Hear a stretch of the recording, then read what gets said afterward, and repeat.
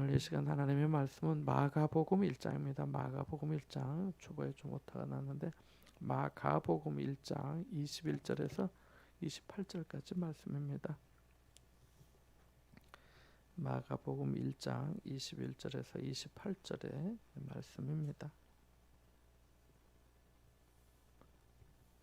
신약성경 54쪽입니다. 마가복음 1장 21절에서 28절입니다. 같이 봅니다. 그들이 가버나움에 들어가니라. 예수께서 곧 안식일에 회당에 들어가 가르치심에 무사람이 그의 교훈에 놀라니 이는 그가 가르치시는 것이 권위 있는 자와 같고 서기관들과 같이 아니함일러라. 마침 그들의 회당에 더러운 귀신 들린 사람이 있어 소리질러 이르되 나사렛 예수여 우리가 당신과 무슨 상관이 있나이까? 우리를 멸하러 왔나이까? 나는 당신이 누구인 줄 아노니 하나님의 거룩한 자니이다. 예수께서 꾸짖어 이르시되 잠잠하고 그 사람에게서 나오라 하시니 더러운 귀신이 그 사람에게 경련을 일으키고 큰 소리를 지르며 나오는지라. 다 놀라 서로 물어 이르되 이는 어찌미냐? 권위 있는 새 교훈이로다. 더러운 귀신들에게 명한즉 순종하는도다 하더라. 예수의 소문이 온 곧 갈릴리 사방에 퍼지더라. 아멘. 오늘 말씀은 귀신 들린 한 사람이 예수님을 만남으로 온전하고 깨끗한 정신의 사람으로 변화하는 모습을 우리에게 보여줍니다. 이 말씀을 배우기 전에 생각하기 전에 하나 한번 물어보고 싶습니다. 여러분은 귀신을 믿으십니까? 대답이 없으시네. 귀신을 믿으십니까? 안 믿으십니까? 안 믿으십니까? 귀신 알아요. 오늘 설교 메시지 나중에 나오는데 아는 것도 중요해요. 아는 것도 중요한데 귀신을 믿는지 믿지 않는지 사실은 관계없이 또 어떤 사람은 내가 눈으로 보았어요. 귀신을 믿겠다는 사람이 있을 수도 있겠지만요. 귀신은 확실히 있습니다. 있다고 없다고요? 있습니다. 그래서 성경에도 나오고 예수님도 말씀하신 겁니다. 우리가 이렇게 이제 어떤 우리 문화나 생활이 예전과 달라서 그렇지 아마 어르신 분들은 귀신 들린 사람들, 특별히 믿는 사람들 예전에는 교회 안에서도 그런 사람들 자주 볼 수 있었고요. 또 뭐 집회 같은 데 가면 귀신 역사들을 어렵지 않게 보기도 했습니다. 요즘은 좀 뭐 그러진 않고 요즘은 뭐 신유 집회다, 귀신 축사 집회다 이런 거보다도 이제 말씀 집회로 사경의 집회로 많이 이렇게 하니까 그렇죠. 예전에는 사실은 좀 그런 게 많이 있었습니다. 실제로 귀신도 있었고 귀신의 역사도 있었으니까요. 그래서 말씀드린 대로 예수를 믿으려면 귀신도 믿어야 합니다. 귀신이 없다고 생각하지 마세요. 귀신에게 가장 큰 성공 중에 하나가 뭔지 아세요? 그것은 귀신의 존재를 믿지 않도록 만드는 거라고 합니다. 분명히 귀신이 있고 그 귀신의 유혹도 있는데 이 악령의 역사가 있다는 것을 못 믿게 만드는 거죠. 여러분의 생각이 어떠하든 마음에 들건 들지 않든 간에 귀신이 있다는 것을 믿어야 합니다. 귀신이 한번 놀래보면 하고 놀래집니다. 나타날지 몰라요. 또한 내게 특별한 사건이 없었으니까 귀신을 부정한다면 시험에 넘어지는 결과를 낳을 수 있습니다. 성경을 보십시오. 특별히 마태복음, 마가복음, 누가복음, 요한복음 읽어보면 귀신 이야기가 정말 많습니다. 특별히 마태, 마가, 누가, 요한복음 중에 어디가 제일 많을까요? 마가복음이 많습니다. 마가복음에 귀신 역사나 또 병 고친 역사도 많아요.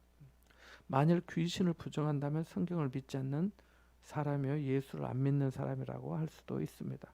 벌써 귀신의 유혹에 넘어간 사람이라고 말할 수도 있습니다. 그런 거로 내가 실증을 얻었든 못 얻었든 나와 관계가 있든 없든 귀신이 있다는 사실을 믿어야 합니다.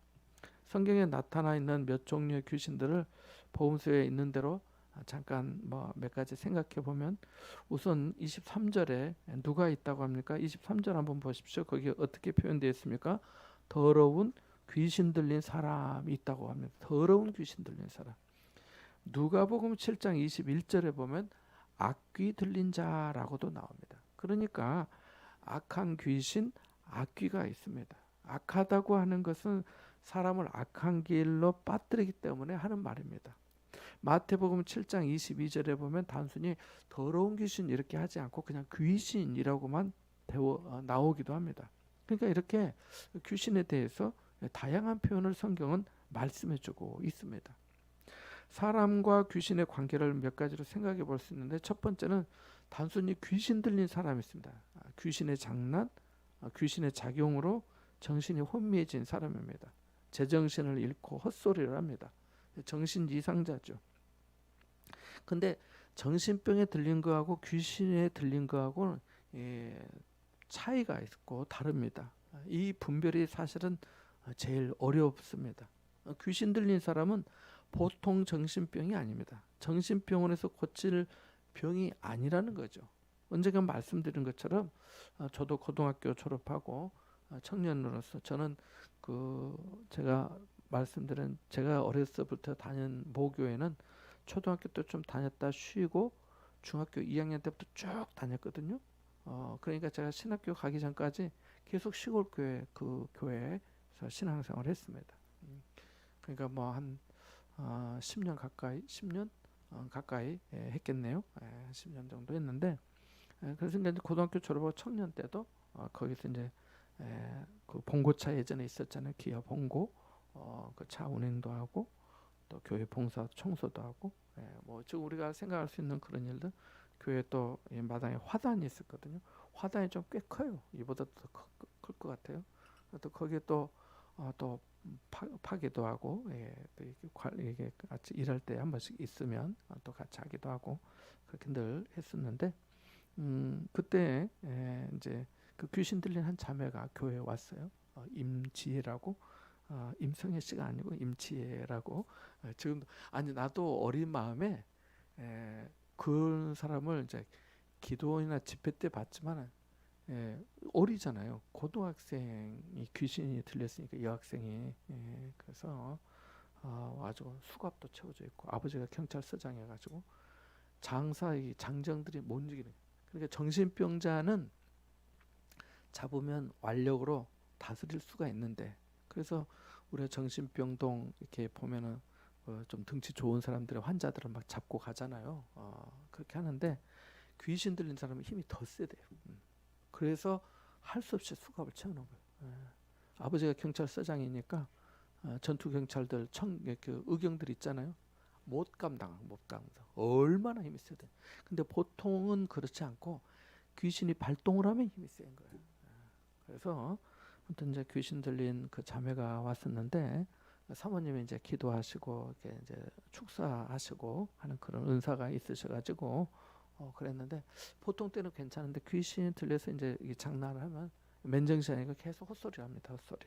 헛소리를 하고, 그래서 이제 같이 그때는 지금처럼 이렇게 의자가 교회에 본당이 없었기 때문에 방석 있잖아요. 자부동에는 방석 깔고 같이 기도했던 그런 생각이 납니다. 그래서 방언 찬송하고 보혈 찬송을 부르고 방언으로 기도하면서 함께 했습니다. 한 달 정도 그렇게 말씀과 찬송과 기도를 그 사택에 머물면서 했는데, 나중에 이제 귀신이 나가고 건강을 회복해서 집으로 돌아간 일이 있습니다. 생각이 나요. 그래서 귀신이 있다는 거예요. 둘째로 귀신이 들려 병에 걸리는 일도 있습니다. 귀신이 장난을 하는 거죠. 어떤 사람은 복통을 하기도 하고, 어떤 사람은 눈이 어두워지기도 하고, 어떤 사람은 계속 구역질을 웃게 하는 것도 있고요. 그래서 귀신으로 말미암아 병이 든 경우도 있습니다. 그래서 여러 가지 방법으로 몸이 병들게 하는 거죠. 성경에 있는 대로 보면 벙어리도 되고 귀머거리도 되고 마구 쓰러지는가 하면 경련을 일으키는 일도 있습니다. 오늘 본문에도 나오잖아요. 경련을 일으켰다고. 그러니까 귀신 때문에 몸에 병이 드는 그런 일이 성경에서 말씀하고 있습니다. 마가복음 9장 17절에도 말 못하게 귀신 들린 내 아들이라고 말합니다. 그러니까 귀신이 들려서 말을 못하게 됐다는 거죠. 25절에 그 마가복음 9장 25절에 보면 말 못하고 못 듣는 귀신이라고 표현되어 있기도 합니다. 자, 세 번째는 귀신, 사람을 가지고 못되게 노는 또 귀신도 나옵니다. 누가복음 9장에 보면 불 속에도 집어넣고 물 속에도 집어넣습니다. 경련을 일으켜 거품을 흘리게 하고 자기 몸을 심히 상하게 만듭니다. 제가 신학교 들어갔는데 자, 이제 2학년이 되었는데 1학년 신입생 중에 이 누구누구라고 하는 자매가 있었어요. 근데 어느 날 그냥 우리 그 동아리 방에 있는데 갑자기 경련을 일으키면서 거품이 막 나는 거예요. 제가 놀랬겠어요, 안 놀랬겠어요? 놀랬죠. 놀랬습니다. 이 신학교의 동아리 방에서 깜짝 놀랐어요. 저만 있던 게 아니라 여러 사람이 같이 있었는데 이제 신학교 들어가서 이제 2학년 됐잖아요. 그러니까 뭐 그래도 뭐 아까 말씀드린 대로 그런 그 임지 그 자매 일도 보긴 했지만 또 또 간질하는 것은 처음 봤어요. 그 저는 그 귀신 들린 줄 알았어요. 근데 그건 간질이었어요. 간질이었어요. 얼마 전에 통화를 했는데 너무 한 20년 만에 결혼해서 아이 낳고 아들이 군대 갔다고 하더라고요. 그래서 몸은 어떠냐 했더니 많이 좋아졌다고. 그래서 약은 먹는다 하더라고요. 이게 이제 뇌에서 뇌전증이라나 아무튼 뇌에 머리에 문제가 있기 때문에 그런데 그래서 이제 우리가 말씀드린 것처럼 이게 간질인지 그냥 의학적인 어떤 질병인지 아니면 귀신에 들려서 하는 것인지 분별할 필요가 있다는 겁니다. 그래서 못되게 장난을 하는 귀신이 있음을 성경은 말씀합니다. 그러나 무엇보다 심각한 문제가 있는데요. 병에 걸린 것도 아니고 귀머거리도 아니고 맹인도 된 것도 아닙니다. 몸이 뒤틀리며 거품 물고 쓰러지는 것도 아닙니다. 헛소리를 하는 것도 아닙니다. 말짱한 상태로 활동하는 고급 귀신도 있습니다. 예수 믿는 사람을 괴롭히기도 하고 예수를 못 믿게 만드는 귀신이죠. 그러니까 여러분 귀신이라고 이렇게 딱 그 생각을 좁게만 생각하지 마시고 마귀 사탄이다 이렇게 좀 크게 생각하시면 됩니다. 왜냐하면 마귀 사탄의 수하가 다 귀신이고 하기 때문에 그렇게 생각하시면 돼요. 사람을 교만하게 만들죠. 저 사람이 보통 같으면 안 그런데 좀 뭐 귀신이 들렸나 왜 그래? 이렇게 아주 그 비정상적인 그런 어떤 행위들이 반복되어서 자주 나타나는 거예요. 그런 것들을 우리가 또 볼 수도 있습니다. 그리고 또 사람을 필요 이상으로 절망하게 만들어서 자살을 유도하기도 하고 신앙을 흔들기도 합니다. 대표적인 예가 가룟 유다의 마음속에 들어갔던 귀신이죠.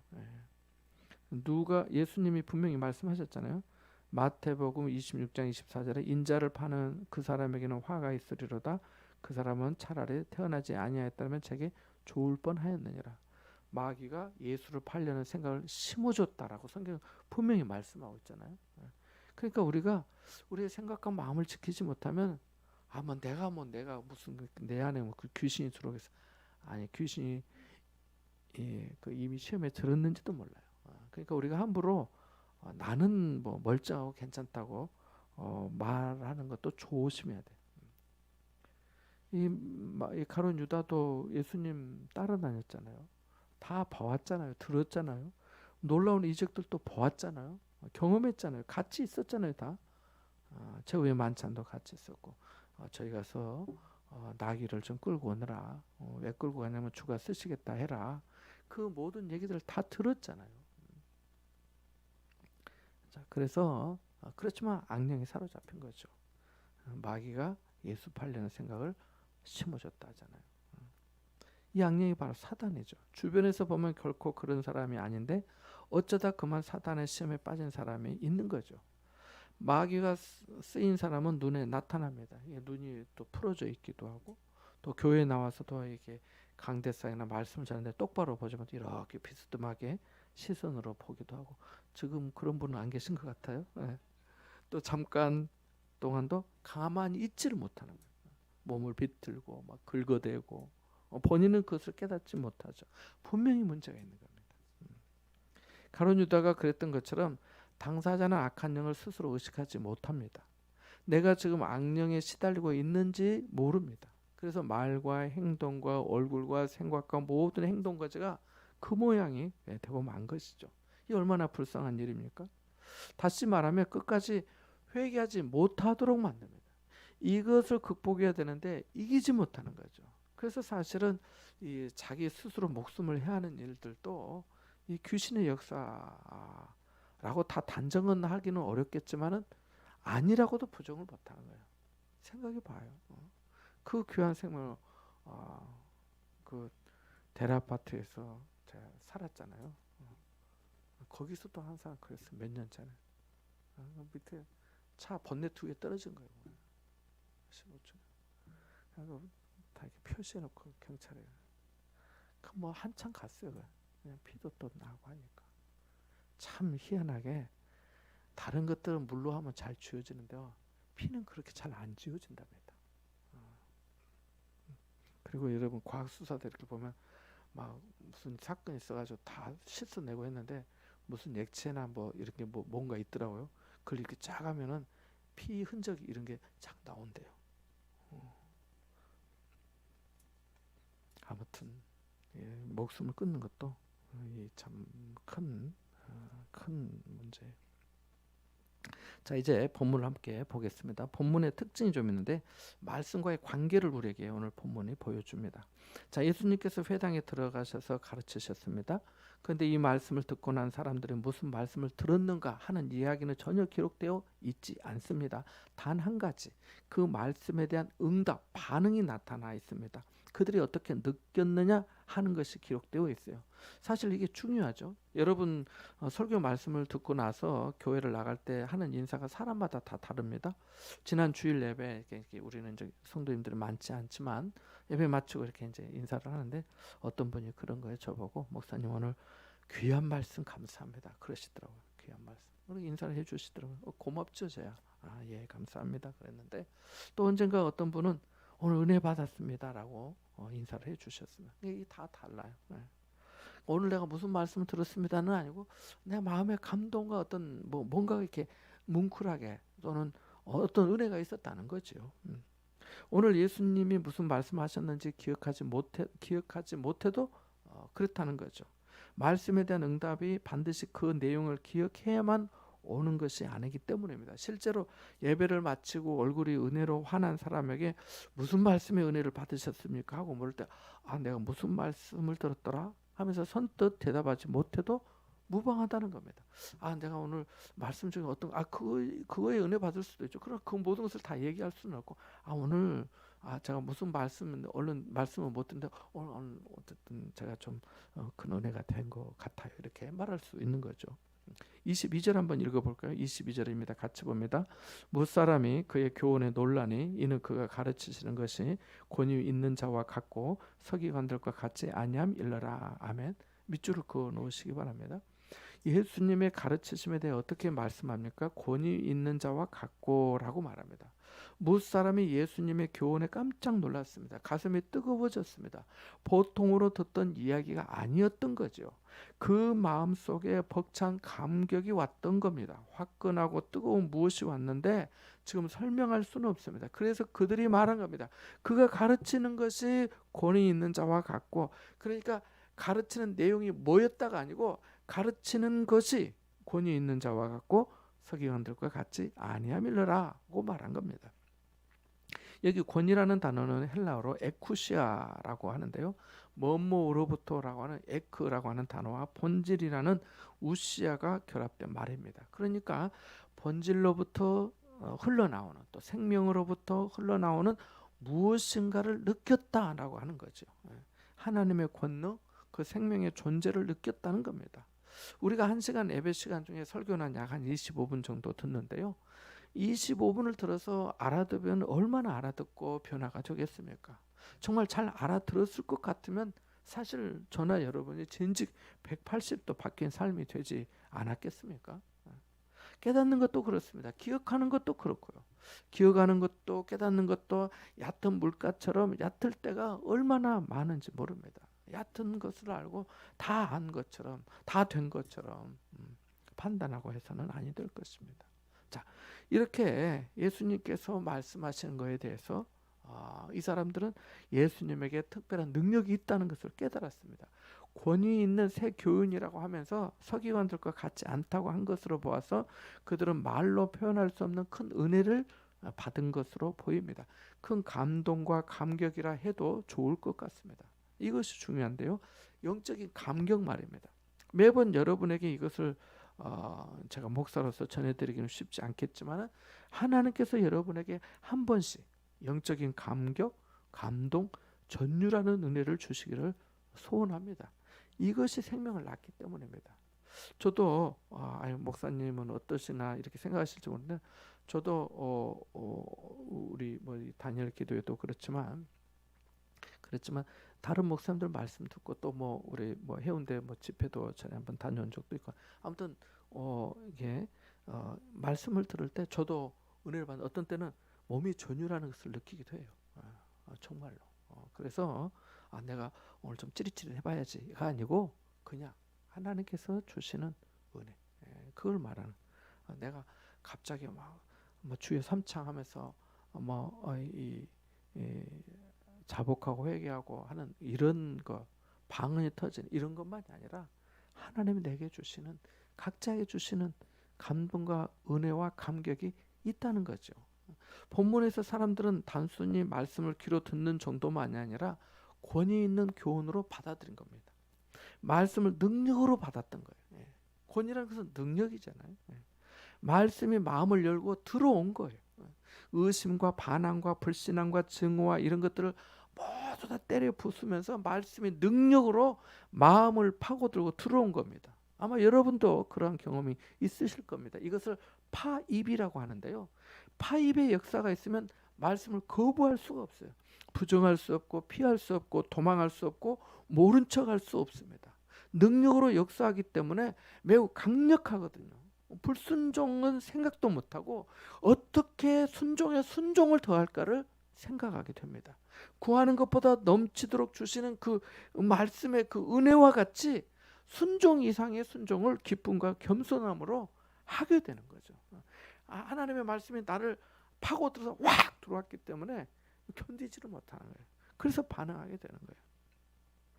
누가 말을 잘해서 우리가 감격하고 감동을 받나요? 즐겁게 해서 감동을 받나요?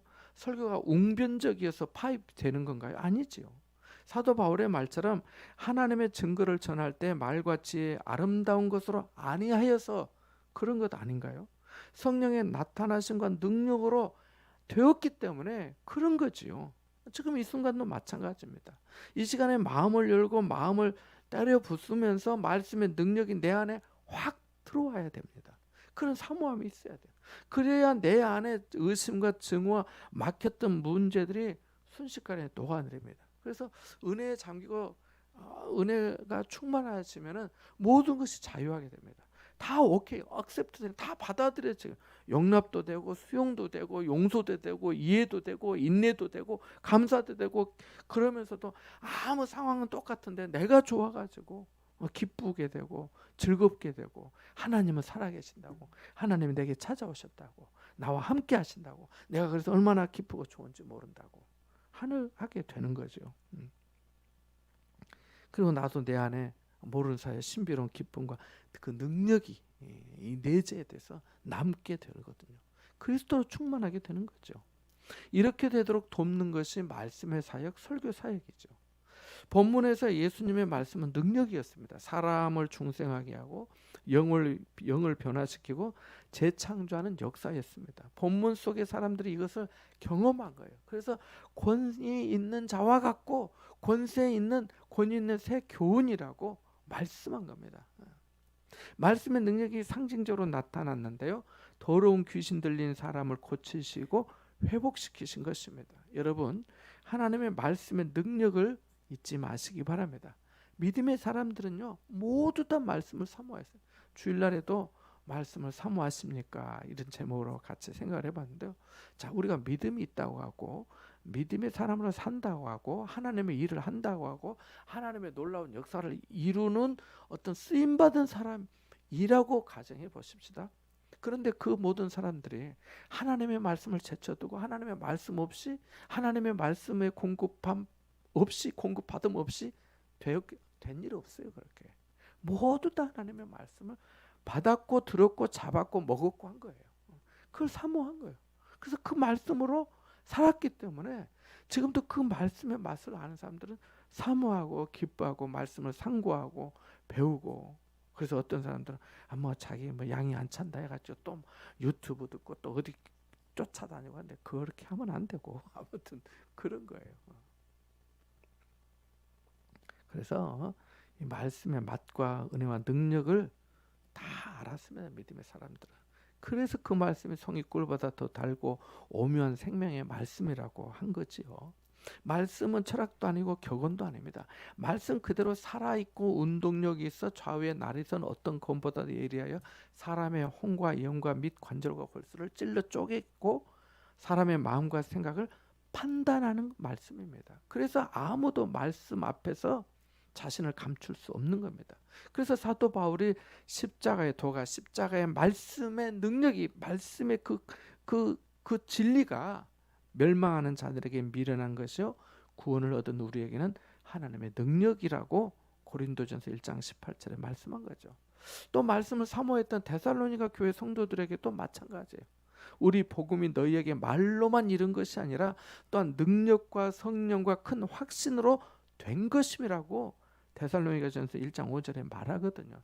데살로니가 성도들이 말씀을 능력으로 받은 겁니다. 이 데살로니가 다른데 이 베레아 사람들도 말씀이 그러한가 아니한가 이렇게 봤다지만 데살로니가 사람들은 말씀을 그렇게 사모했던 거예요. 말씀을. 능력으로서의 말씀은 우리 마음에 벅찬 영적인 감격을 줄 뿐만 아니라 그로 말미암아 나의 영, 나의 정신, 나의 혼이 변화시켜집니다. 변화시켜줍니다. 더 나아가서 내 몸까지 변화되게 병이 낫는 거예요. 이것이 내적인 변화, 속이 새로워지는 은혜인 것입니다. 죽을 병에 들었다가 살아났다는 사람들의 간증 중에 몸이 뜨거워졌다는 말을 들어보셨을 거예요. 우리가 다 짠 것도 아닌데 한 번씩 그런 얘기를 종종 듣잖아요. 그럼 몸이 뜨거워져. 나는 이 갱년기가 돼가지고 몸이 뜨거워졌는데 다른 사람들은 왜 뜨거워지지? 잘 모를 수 있잖아요. 남자들이 몸이 뜨거워졌다. 여자도 아닌데. 몸이 뜨거워지면서 몸이 뜨거워지면 그때 나았다고 하잖아요. 잘 알게 되고 하나님의 은혜 역사가 강권적으로 임하신 거죠. 그래서 우리가 그런 부분들을 알 수 있는 거예요. 성령께서 능력으로 역사하셨기 때문이죠. 육체의 질병만 나은 게 중요한 게 아니에요. 말씀의 능력이 그 영을 완전히 사로잡는 순간에 말씀드린 대로 몸의 변화가 일어나고 또한 인간관계에까지 변화를 일으킵니다. 좋지 않았던 관계가 화해하는 관계, 사랑하는 관계가 되거든요. 그리해서 영계까지 신비로운 변화를 일으킵니다. 본문이 바로 이것을 우리에게 보여주는데요. 귀신은 영물이라 이중 인격을 가지고 있습니다. 어떤 때는 사람의 마음을 가지고 장난을 치다가도 어떤 때는 조용히 숨어 있습니다. 조용히 숨어 있어요. 이 귀신이 사람을 비밀스레 살살 유혹하여서 한 사람을 타락시키기도 하고 인간관계를 불화하게 만들기도 합니다. 그래서 어떤 사람들 꼭 갈등이 생기는 그런 그 관계들이 있잖아요. 잘 지내는데 그 사람만 만나면 그냥 갈등이 생기고 언성이 높아지고 꼴 보기 싫고 교회 안에도 마찬가지. 교회 안에서도 이 귀신이 장난하면 교회가 혼란하게 되는 거예요. 혼란하게 돼요. 그런데 본문에 보면 사람들이 예수님의 말씀을 듣고 권위 있는 자와 같다고 하니까 마침 거기에 더러운 귀신 들린 사람이 그 능력의 말씀 앞에 견디질 못하고 소리를 지릅니다. 왜 소리를 지른 겁니까? 자기 정체를 숨길 수 없기 때문입니다. 말씀의 능력 앞에, 권세 앞에 노출될 수밖에 없기 때문입니다. 절대로 숨지 못합니다. 자기 본체를 드러내게 돼요. 거룩한 이곳에 더러운 귀신이 숨어 있을 수 없습니다. 거룩한 교회에 거짓된 자가 숨을 수 없습니다. 드러나는 것이 하나님의 심판입니다. 그러나 다 있었는데 드러나는 거죠. 제가 8년의 부목사 시절을 빼고 은혜교회를 시작해서 16년째 되었는데 되돌아보면은 가만히 있으면 그럭저럭 지나갈 수 있었는데 자기 의의와 주장을 내세우다가 때때로 또 안 되니까 떠나는 분들도 있었습니다. 언젠가도 말씀드렸지만 어떤 분은 저보고 목사님 제 말씀대로 하면 제가 교회 기둥이 되겠습니다 하더라고요. 자기 말 들어주면 자기가 교회 기둥이 되겠다 하더라고요. 근데 그 기둥 나갔어요. 그렇게 하는 거 아니죠. 알만한 분이 그런 얘기를 하는 거예요. 본문의 장면도 비슷해요. 예수님의 말씀이 끝나는 때 소리를 지릅니다. 24절 한번 읽어볼까요? 같이 봅니다. 나사렛 예수여, 우리가 당신과 무슨 상관이 있나이까? 우리를 멸하러 왔나이까? 나는 당신이 누구인 줄 아노니 하나님의 거룩한 자니이다. 아멘. 중요한 대목이에요. 여기 귀신이 우리가 당신과 무슨 상관이 있냐고 했습니다. 귀신이 하나가 아니고 복수예요. 복수. 끝절에도 27절에도 귀신들이라고 나와요. 귀신들. 여기는 우리라고 나왔잖아요. 27절 귀신들, 더러운 귀신들에게 명하죠. 귀신이 단수가 아니고 복수로 본문에서 등장합니다. 어디는 군대 귀신도 나오고 했잖아요. 그 돼지 때 그 죽은 사건 말입니다. 자, 그래서 여기 귀신이 우리가 당신과 무슨 상관이 있냐고 했습니다. 자, 한번 물어보겠습니다. 열어보겠습니다. 아니고 상관이 있을까요, 없을까요? 있을까요, 없을까요? 성경 퀴즈대로 또 해야 될 것 같아요. 상관이 있습니다. 빛 안에 어둠이 존재할 수 없기 때문입니다. 그리고 하나님의 나라는 더러운 귀신이 존재할 수 없고 예수님께서 마귀를 멸하러 오셨기 때문입니다. 하나님의 말씀의 능력이 나타나는 그 자리에 귀신의 자리가 있어서는 안 됩니다. 귀신이 상관하지 말아달라고 하지만은 주님은 상관하시고 역사하십니다. 귀신이 우리를 멸하러 왔나이까 했습니다. 맞습니다. 주님은 마귀의 일을 멸하러 오셨습니다. 여기서 우리는 귀신의 지식에 대해서도 알 수가 있습니다. 귀신이 지식이 있어요. 뭐라고 합니까?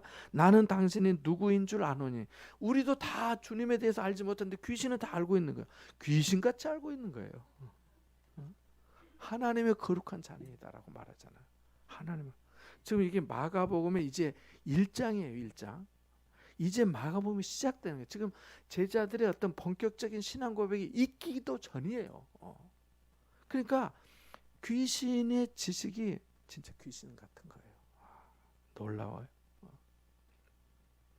나는, 그러니까 귀신도 지식이 있어요. 나는 당신이 누구인 줄 아느냐? 하나님의 거룩한 자입니다 합니다. 거룩한 자라는 게 메시아를 뜻합니다. 아직 제자들도 주님에 대해 잘 알지 못하는 상황에서 예수님을 정확히 알고 있어요. 야고보서 2장 19절에 흥미로운 말씀이 있어요. 이렇게 말씀합니다.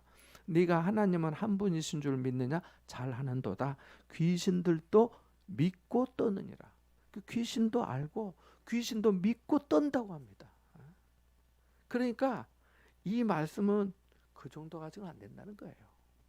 귀신도 너보다는 더 잘 알아 이 말이에요. 하나님을 아는 것만으로도 예수 믿는다 할 수 없다는 거예요. 귀신보다 잘 믿고 귀신보다 더 두려워할 줄 알아야 하는 거죠.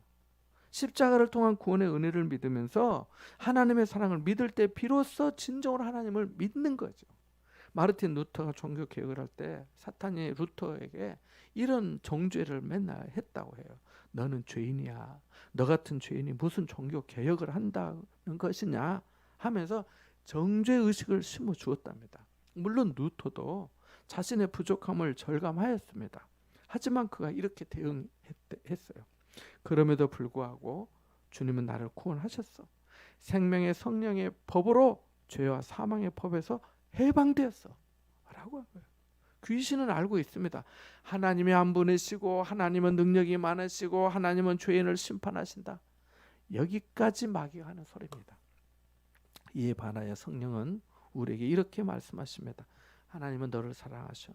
하나님이 세상을 이처럼 사랑하여 독생자를 주셨어. 너는 그를 믿고 의지하면 구원받을 수 있어. 너를 언제나 사랑하셔. 우리를 정죄하여 고개를 못 들게 하고 지옥의 자식이 될 수밖에 없도록 하고 낙심할 수밖에 없도록 우리를 흔드는 것이 악령의 역사입니다. 귀신은 우리를 정죄하지만 우리가 회개하도록 하지는 않아요. 그러니까 우리가 여기서 넘어가면 안 되는 거예요. 정죄의 의식에 빠져서 나는 끝났어요. 나는 안 돼요. 이게 아니야. 그 귀신이 계속해서 그것이 귀신의 목적인 거예요. 못 믿게 하고 부정하게 하고 자기를 해하게 하고 그리스도를 떠나게 하고 교회를 어지럽게 하고 불순종하고 거역하게 하고 교만하게. 너 잘났잖아. 네 한 목소리 한번 내봐.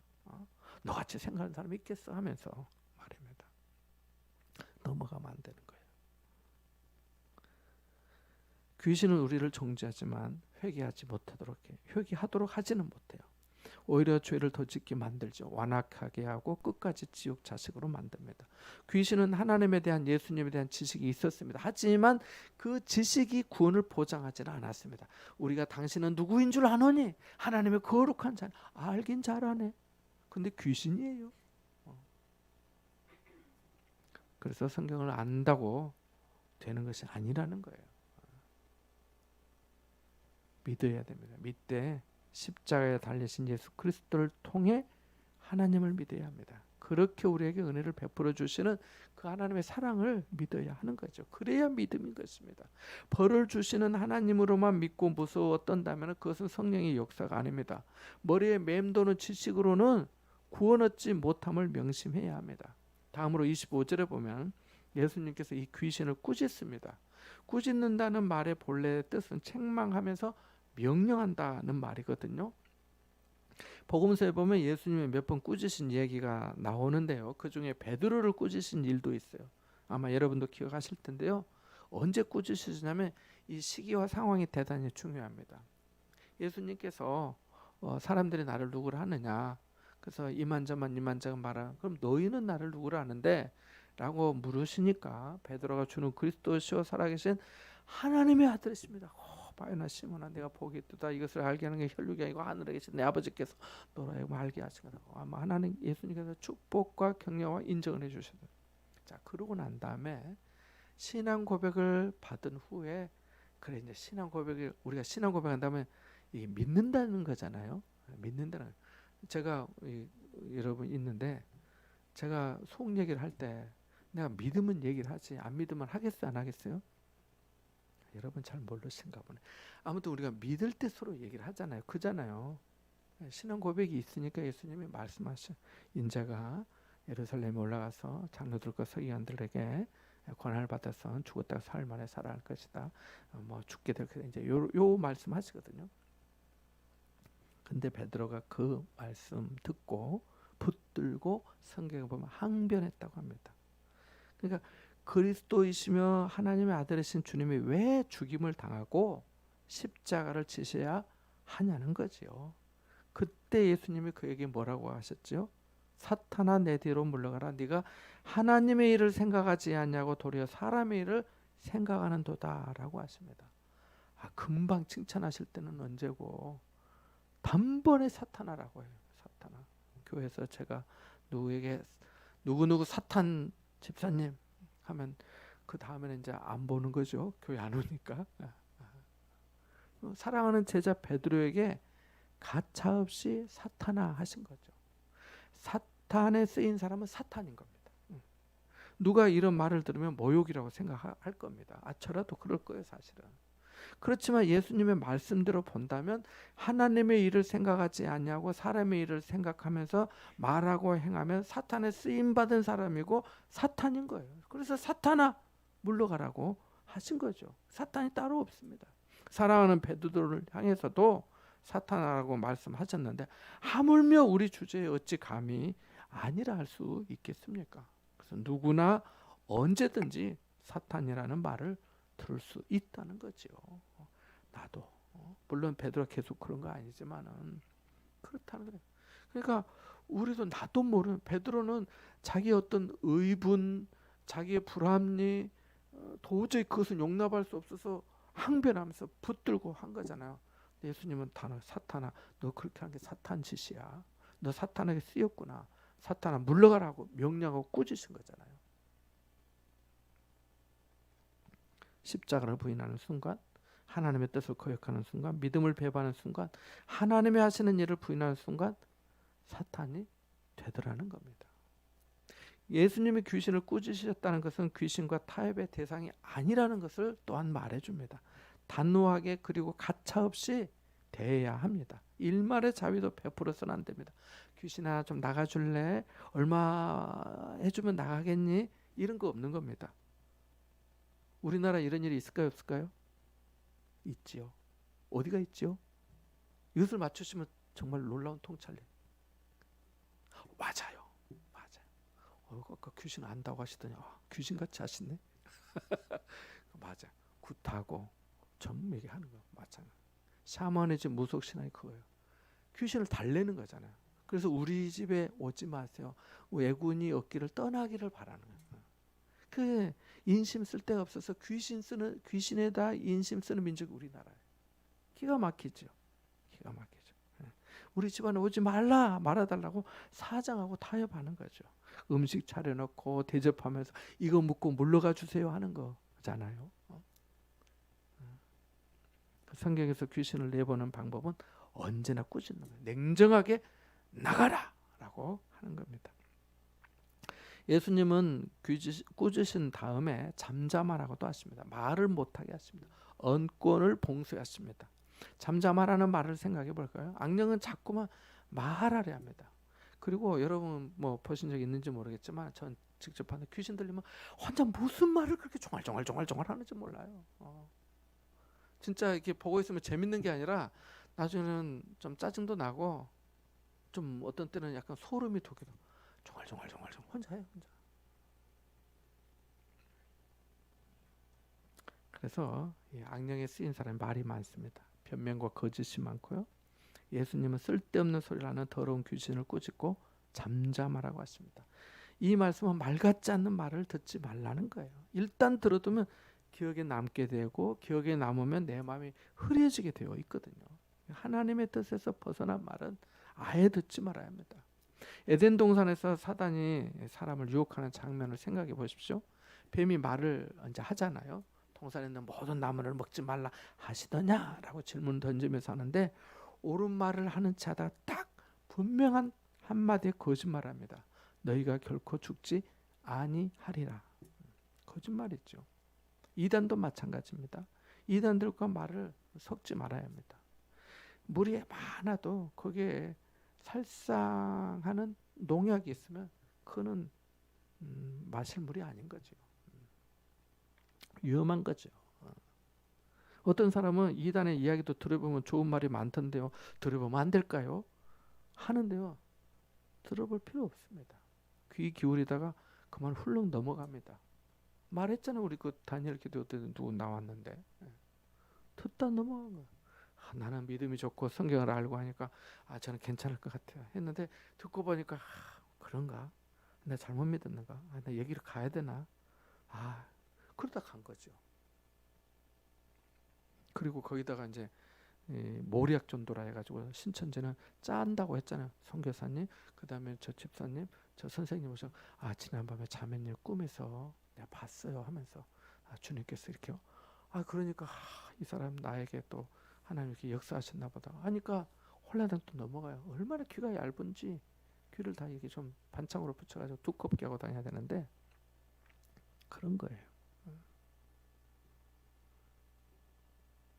그래서 귀 기울이다 보면 넘어가게 됩니다. 항상 나쁜 말만 하는 사람이 어디 있습니까? 아무리 약한 사람의 이야기도 들어보면 일리 있는 부분이 있는 겁니다. 근데 그러다가 넘어지는 거예요. 예수님의 말씀에 귀신은 경련을 일으키고 떠납니다. 같이 26절, 27절 한번 읽어보겠습니다. 같이 봅니다. 더러운 귀신이 그 사람에게 경련을 일으키고 큰 소리를 지르며 나오는지라 다 놀라 서로 물어 이르되 이는 어찌미냐 권위 있는 새 교훈이로다. 더러운 귀신들에게 명한즉 순종하는도다 하더라. 아멘. 27절 끝부분 귀신들에게 명한즉 순종하는도다라고 합니다. 놀라운 일입니다. 말씀의 능력에 악령이 순종한 겁니다. 여러분, 오늘 이 시간 우리는 예수님의 권세를 말씀을 통해 보았습니다. 말씀의 능력을 또 보았습니다. 그렇다면 믿는 그리스도인의 권세가 우리에게도 있음을 알아야겠습니다. 마태복음 10장 1절에 예수께서 그의 12제자를 부르사 더러운 귀신을 쫓아내며 모든 병과 모든 약한 것을 고치는 권능을 주시니라고 되어 있습니다. 마찬가지입니다. 우리에게도 나사렛 예수의 이름으로 귀신을 쫓아내는 권세가 있음을 잊지 말아야 합니다. 우리는 악령에 눌려 사는 사람이 아니라 꾸짖고 잠잠하라고 그 사람에게서 나가라고 명령하며 살아야 합니다.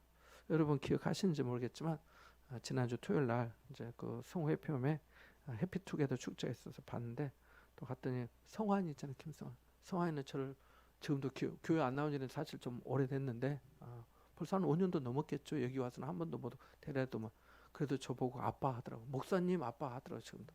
자 아무튼 자 그런데 수환이라고 있어요. 수환이 있었잖아요. 한번 전화 왔어요. 해피엄 선생님이 목사님 수환이가 3일 동안 잠을 안 자고 밤새도록 중얼거려서 잠을 안 자. 다른 사람들한테 이상하다고 이상한 거예요. 귀신 들리는 자기가 이제 표현은 그리 안 했지만 기도를 한번 좀 해주시면 좋겠다. 그래서 기도했잖아요. 그 그때 그 조그마한 우리 유아실 뒷방에 가가지고 같이 권사님 안 계셨나? 아무튼 저하고 그때 집사람들 그 방에 들어가서 한 4-5명 같이 기도했어요. 그리고 화요일날 전화가 왔어요. 주일날 보내고 목사님 수환이 잘 자요. 잘 자요. 괜찮아. 하나님께서 우리가 기도할 때 응답해 주고 역사하심을 믿고 기도하시기 바랍니다. 어떤 사람은 믿음이 약하고 쫄아가지고 귀신이 들러붙은 사람도 있어요. 그럼 진짜 곤란해요. 그런 경우도 있다고 들었습니다. 그래서 그래 귀신이 있다고요, 없다고요? 있습니다. 귀신도 지식이 있다고 없다고요? 있어요. 그래요. 그래서 우리가 오늘 말씀을 통해서 이게 귀신 그리스도의 높은 권세를 우리가 행사하고 또 선포하고 살아야겠습니다. 비겁할 것도 두려워할 것도 없고 타협해서도 안 됩니다. 바로 이것이 말씀의 능력에 힘입어 사는 권세 있는 그리스도인의 참 모습입니다. 이와 같은 은혜가 여러분과 함께 하시기를 축원합니다. 우리 같이 한번 기도하겠습니다. 말씀을 통해서 하나님 저희들도 참 귀신보다 더 잘 알고 믿고 떠오르는 하나님을 경외하는 십자가를 통한 예수 그리스도 안에서 하나님의 사랑을 믿는 온전하고 순전한 믿음 되게 해주시고 또 권세 있는 그리스도인으로 살아가도록 은혜를 베풀어 주시라고 그리고 선교사님들 또 연약하신 분들을 위해서 우리 같이 한번 생각하며 기도하겠습니다. 기도합니다.